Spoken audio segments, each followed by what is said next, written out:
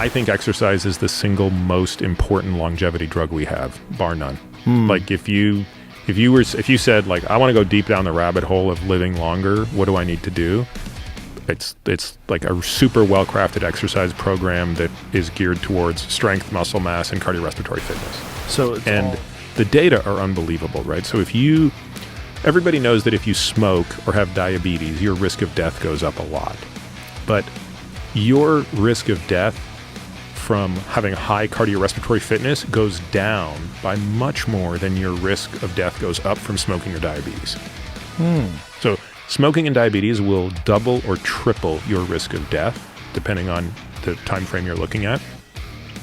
Having very high cardiorespiratory fitness, so having a VO2 max that is elite, we would define that as the top 2.5% of the population, compared to below average, is a 5-fold reduction in all-cause mortality. Wow. Death from any kind. Whoa. I mean, we don't have drugs that have a 5x reduction in mortality. That's incredible, and that's just... Hey, welcome to Boss Strength. Today is the last day of 2021, and I just wanted to come to you guys and just say thank you for a great year. Boss Strength had more subscribers, more likes, more comments, and just really the channel grew in a lot of ways, and I was just so blessed to have you guys jump on board. I just want to say thank you and wish you a happy and prosperous new year. So anyway, I don't want to make this too lengthy. I just want to say thank you for tuning in. The channel's Boss Strength. If this is your first time, just please do me a favor and help us grow the channel and hit that subscribe button with the little top bell notification. That's important too, so you just automatically get all the updates every time I come out with a video. You get it. And also hit that like button. That just helps us to get high on algorithms so more people see it, and it grows our channel. So you can check us out on Facebook, on Instagram, and we try to give you the latest and best information on how to, lose weight, stay healthy, stay strong, stay motivated. And that's what it's all about, just getting in and doing it. And I know I say that a lot, and I'm trying to make it better. So please excuse me. But that being said, it's going to be a great year. A lot of new ideas for the channel. Stick with us. It'll be worth it. Hit that subscribe button again. And if you have any ideas, post them down below. We certainly welcome any ideas that you have on, ways that we can improve the channel. We're going to be trying to get to podcasts this year and a lot of new stuff, and just make it more fun and more exciting and accessible to everybody. If you hit, the like button, and keeps us high on the algorithm. So anyway, that being said, let's get to this and have some fun.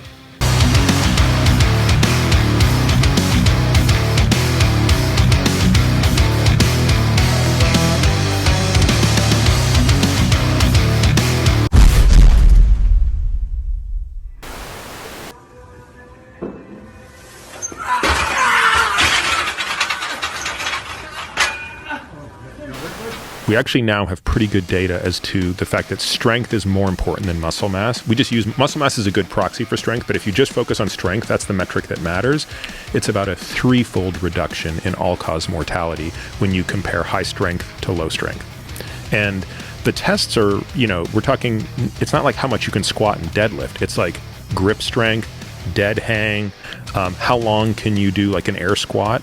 Like what's your quad strength? How quickly can you do 5 reps up and down from a chair? I mean, it's relatively simple stuff. But when you stratify people by those metrics and you compare the highest to the lowest performers, there's just no comparison. Is there a point of diminishing returns, though, where you just get really, really strong, but it's not helping you anymore than being fairly strong? On the strength data, we don't see it because the data have only been parsed out as high to low. On the cardiorespiratory, there is a point of diminishing return. So remember I said elite is the top 2.5%. And then we break them into 5 categories, but they're not equal in bucket size. You get most of the benefit, honestly, by going from not fit at all to average fit. That gives you 3 of the 5X. I've always known you need sleep, but I didn't know why.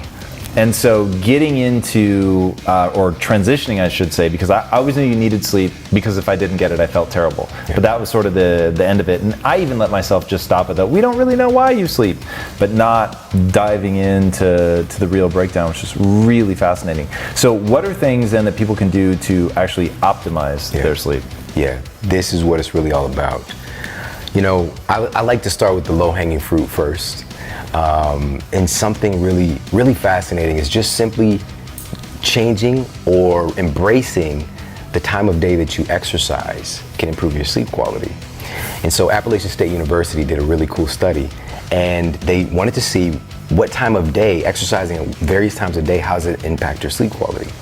And so they had the study participants to exercise exclusively at 7 a.m., and another phase exclusively at 1 p.m. in the afternoon, another phase exclusively at 7 p.m. in the evening. They compiled all the data, and at the end of the study, they found that morning exercisers spend more time in the deepest, most anabolic stages of sleep, so they're producing more human growth hormone. They have more efficient sleep cycles, what we've been talking about. They also tend to sleep longer, and this is the one that kind of can get glanced past, on average, they had about a 25% greater drop in blood pressure at night.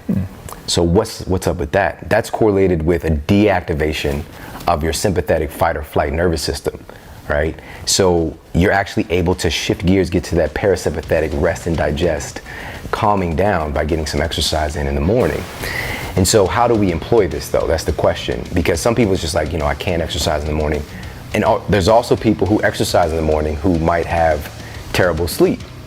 And it's because this is not like the magic bullet. This is a thing that's stacking your condition. If you're doing this and then messing up the one I'm going to talk about next, you're probably not going to have the best sleep. So here's how to employ this, just 5 minutes. And I tested this. Each morning I do this 5 minutes of exercise. You know, it might be just jumping on a rebounder, you know, a little mini trampoline for 5 minutes, go for a quick power walk, do some Tabata, which is just 4 minutes, and a little mobility work. And I guess most people don't know what Tabata is. High intensity interval training, basically. It's 20 seconds of exercise followed by 10 seconds of rest, repeated over and over again for 4 minutes. And in his clinical studies, this was found to outperform, you know, traditional cardio, like the kind of moderate intensity 45 minutes of exercise in 4 minutes. Wow. The change in your cardiovascular benefits, body composition, and also changing your mitochondria as well. This is why it works. It does something called a cortisol reset. All right, and we talked about cortisol, but again, it's a good thing if it's in the right time and the right amount. Clinically, I would call these people tired and wired that would come in and looking at the hormone panels, and the cortisol would be really low in the morning and high at night. Thus, they have sleep problems. So you naturally, if your cortisol is on a natural hormone rhythm, it would be elevated at its peak in the morning, right around 6 a.m. to 8 a.m., and then gradually decline as the day goes on. Does that have to do with what time you wake up? Sort of. I mean, the cortisol will kind of tend to nudge you out of sleep, but also will tend to notice that as your sleep goes on, it becomes lighter and lighter anyways, right? This is when you tend to remember your dreams, like at the end of the sleep. And so getting this little boost, like helping your body to propel and get your cortisol up via exercise, helps to reset that rhythm and get you back on track. So that's why it works. So that's number one, low-hanging fruit. Just get in 5 minutes of exercise. Start in the morning, no matter what. Just 5 minutes, that's all you need.